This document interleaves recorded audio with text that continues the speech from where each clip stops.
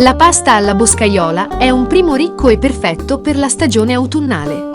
Scopriamo assieme come prepararla con questa facilissima videoricetta. Per prima cosa, recuperiamo una cipolla piccola e mondiamola. Tagliamola poi a metà e tritiamone finemente mezza.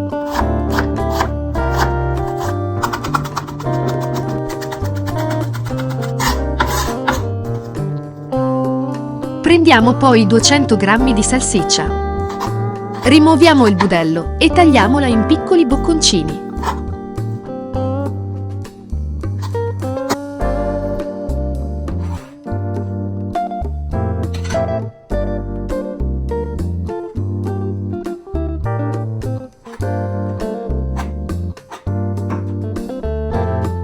Mettiamo ora sul fuoco la pentola con l'acqua per la pasta, aggiungendo il sale una volta raggiunto il bollore. Scaldiamo poi un giro di olio extravergine di oliva in una padella e soffriggiamo il trito di cipolla a fiamma bassa per un paio di minuti.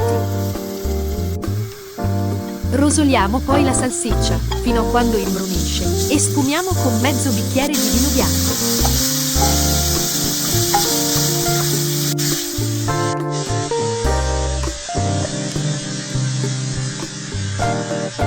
Lasciamo cuocere per un paio di minuti, sempre a fiamma bassa, fino alla completa evaporazione dell'alcol.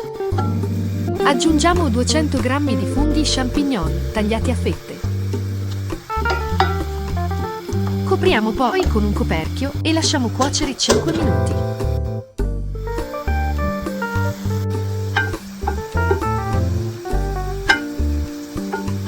Insaporiamo con sale e pepe.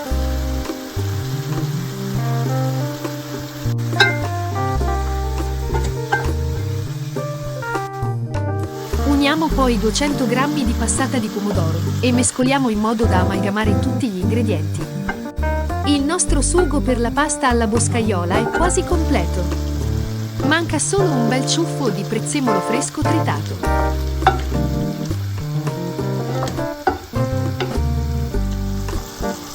Ora che il condimento è quasi pronto, non ci resta che buttare la pasta. Noi vi consigliamo di usare delle penne rigate, perfette per catturare il sugo. Come tocco finale, completiamo il nostro sugo con 20 g di grana padano.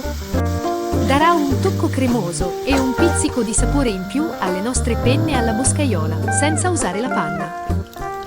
Terminata la cottura, non ci resta che unire le penne al sugo. Ed ecco pronta la nostra pasta alla boscaiola.